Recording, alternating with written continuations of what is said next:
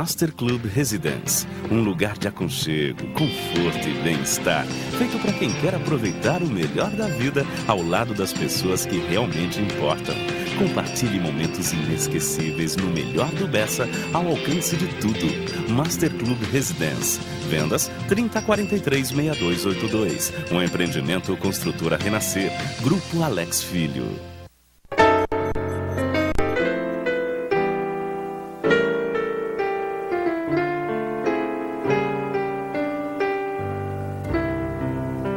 Olá, você está assistindo o programa Café com Direito, aqui na TV Master, a primeira e única toda nossa.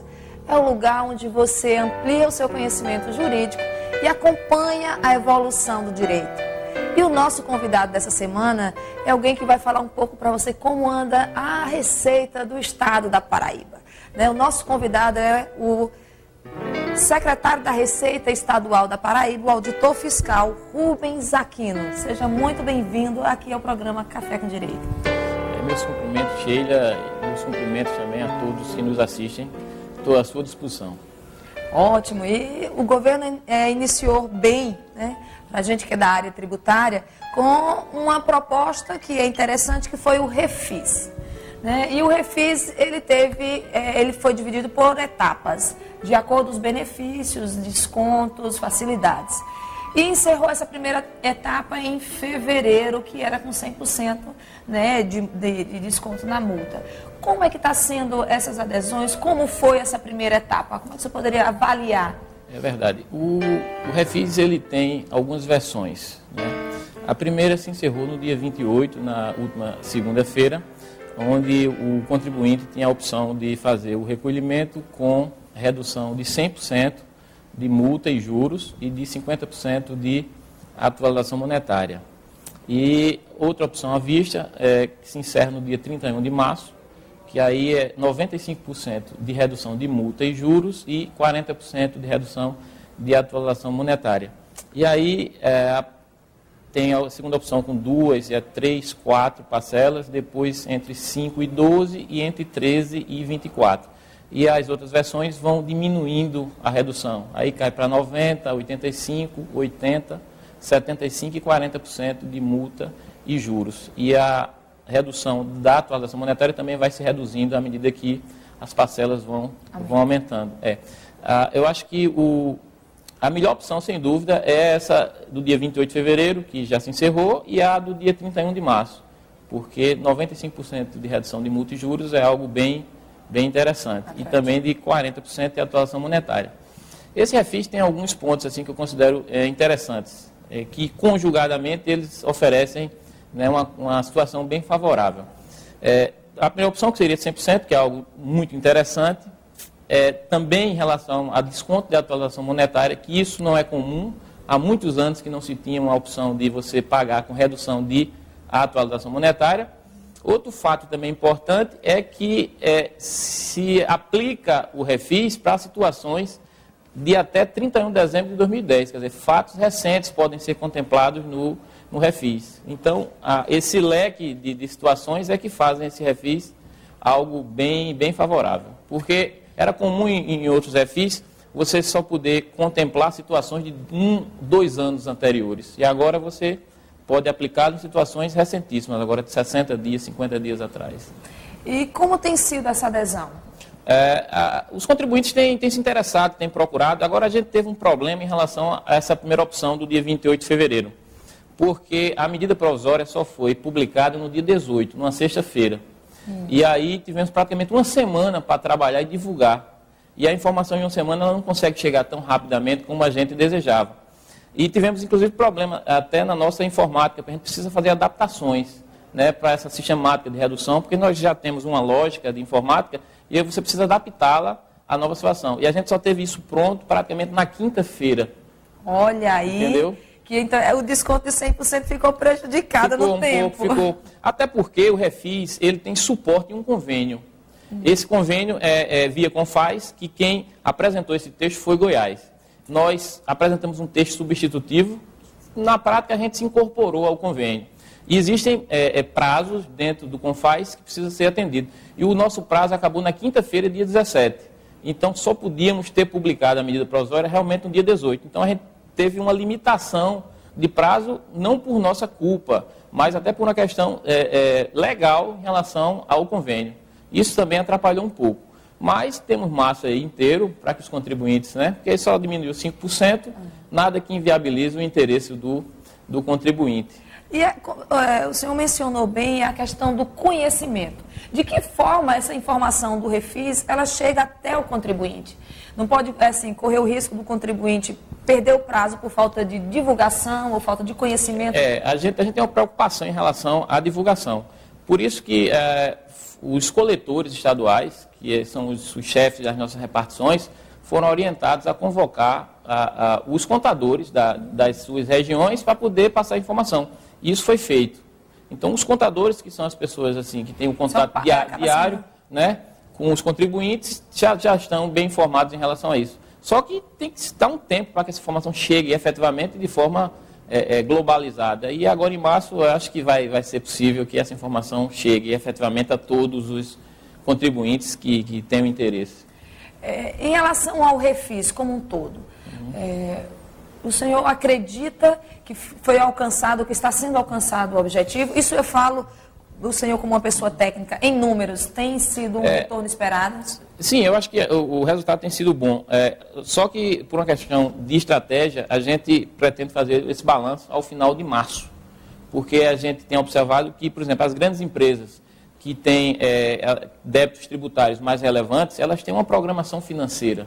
Uma empresa pequena, até familiar, é mais fácil de você trabalhar um pagamento desse de forma não programada. Mas as grandes empresas, elas têm uma programação financeira, às vezes tem acionistas que precisam ser informados, e isso aí não ocorre tão rapidamente. Já para março, a expectativa é que essas grandes empresas realmente possam aderir ao Refis e aí gerar uma repercussão financeira bem maior do que o que se alcançou até o dia 28 de fevereiro. Agora, em relação especificamente à continuidade, por exemplo, iniciamos, o novo governo iniciou com uma boa proposta do Refis. Com a sua experiência já de 16 anos como auditor fiscal, as empresas, os contribuintes, elas conseguem se manter num sistema, no Refis? Porque o Refis também ele tem uma função de permitir que as empresas se recomponham do ponto de vista financeiro, porque uma empresa com débito tributário, ela fica um pouco pressionada, né? É natural que ela se sinta pressionada e isso às vezes até influencia no dia a dia da empresa. E com a condição dada por um Refis, a gente permite que as empresas se recomponham financeiramente e a partir desse pagamento, elas possam ganhar novo oxigênio e a partir daí ela conseguir, né, seguir sua trilha normal. Esse também é um objetivo do Refis, fazer uma recomposição do ponto de vista financeiro das empresas, porque até psicologicamente isso tem importância. Quando você está com alguma dívida, você fica pressionado, você fica... Né, até a gestão administrativa é complicada. Sem dúvida, e a partir do momento que você recompõe esse débito, você se sente aliviado. Eu acho que isso acontece com as pessoas físicas e também com as pessoas jurídicas. A questão é manter o parcelamento em dia. Sem dúvida. Isso facilita. Vamos mudar um pouquinho o foco agora para falar do contribuinte, né, do contribuinte direto, para o nosso cidadão. Qual o tratamento que será dado pela essa nova política fiscal à nota fiscal cidadã? E tem alguns estados, vários estados que têm campanhas em relação à arrecadação de nota fiscal através da população. E cada um tem uma situação própria. São Paulo repõe 30% daquilo que a empresa recolheu.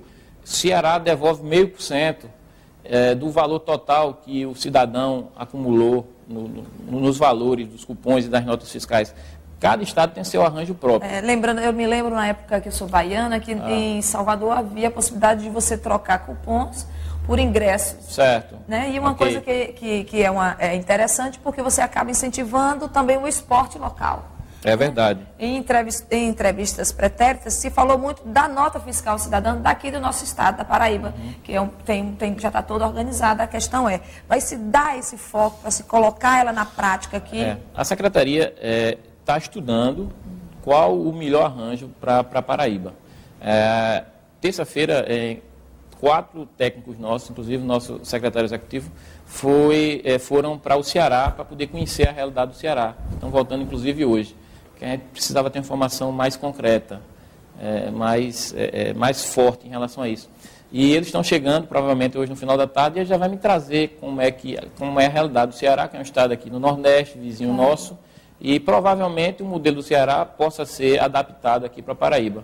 Mas a gente vai tentar ver de que maneira a gente vai pegar os melhores resultados dos outros estados para poder fazer uma junção e tentar implantá-lo na Paraíba. Isso é algo que a Secretaria está tratando e está em fase de projeto. E tem tudo a ver com a própria política desse governo novo, né? O que vai fazer? Ele vai conseguir, com a nota fiscal cidadã, envolver o cidadão na cobrança da exigência de nota, o que facilita o trabalho do fisco, né? Porque o cidadão, muitas vezes, não se preocupa em pegar a nota, em exigir a nota fiscal. Né? Nesse momento em que você envolve e dá para o cidadão um retorno direto, ele acaba fazendo um papel educativo. Essa é uma nota fiscal que acaba tendo um papel didático. É verdade. Ela tem 2 funções que eu acho assim, mais importantes. É trazer o cidadão para a compreensão de que a nota fiscal também é cidadania, desenvolvimento. Né? Isso. Porque, na verdade, quem paga o imposto é quem compra. Faticamente falando, é isso. Aí ele precisa entrar nesse processo, entender que ele está pagando, precisa exigir a nota, porque a nota é quem vai confirmar que o imposto que ele pagou vai ser recolhido aos cofres do Estado. E aí, com esse ato de cidadania, ele vai também poder ser um vigilante do Estado, né? Um fiscal do Estado. Claro. E o Estado somos todos nós. Isso. Ele precisa compreender que ele também é parte disso, né? E aí é educação também tributária, é cidadania, e vai estar contribuindo com o Estado, para o desenvolvimento do Estado. Né? Por isso que no momento que eu estava fazendo as perguntas, elaborando as perguntas para essa entrevista, eu disse, olha, tem uma coisa que eu acho a cara desse governo, que é a nota fiscal cidadã. Eu acho que tem tudo a ver, até pelo próprio histórico do governador, essa intenção de trabalhar e começar com a educação da população, para ter começar a ver o fisco, ou começar a ver o imposto, pelo menos o lado mais positivo do imposto. Porque o fisco, às vezes, as pessoas têm um certo medo do fisco, porque o fisco é quem tributa, quem arrecada. Isso traz um certo receio às pessoas. Mas o cidadão, de um modo geral, precisa entender que o fisco é a base do Estado, que o Estado sobrevive com recursos gerados pela tributação, né? E a partir do momento que ele entenda que o fisco é necessário, que a saúde, que a educação, que a segurança, né, que os investimentos do Estado são gerados a partir da receita gerada pelo fisco, ele entra dentro do processo e consegue compreender melhor o que é o Estado, né? E aí uma nota cidadã, uma nota legal, um programa, uma campanha desse nível, desperta isso na população. Sem dúvida. Porque no programa a gente sempre fala o seguinte, quando a gente traz outros colegas advogados, quando a gente traz contadores, né, quando a gente traz alguns auditores, e eu como tributarista, pessoal, a gente tem grandes críticas para fazer ao fisco, a gente tem grandes críticas a fazer à legislação fiscal, né, que a gente sabe o cidadão, na hora de fala-se imposto, todo mundo acha que tem muito imposto, de fato nós temos uma carga tributária muito grande, mas uma coisa é certa, o imposto legal tem que ser pago, né? A gente não pode ficar inadimplente. Então, para a gente poder pagar, aí onde fala, a questão do pagar o tributo, as pessoas relacionam muito com o que se faz com esse tributo. E aí acha que, como eu acho que eles não estão aplicando bem, eu também não vou pagar e vou sonegar o imposto. Então, é aí onde vem o lado que eu disse a você, né, que eu mencionei, que é a questão de conscientizar o cidadão. Quando ele acha que o imposto é arbitrário, a lei, a legislação é arbitrária do imposto, que brigue com os meios que se tem, né, legislativo, administrativamente falando. Mas cumpra também aquilo que é legal. Né? O imposto que é devido, vamos pagar o imposto, senão a gente não tem como gerir o próprio Estado. Né? E o Estado somos nós. É verdade. A carga tributária, ela realmente é elevada, mas eu acho que ela é do tamanho do Estado. A gente só vai conseguir reduzir a carga quando a gente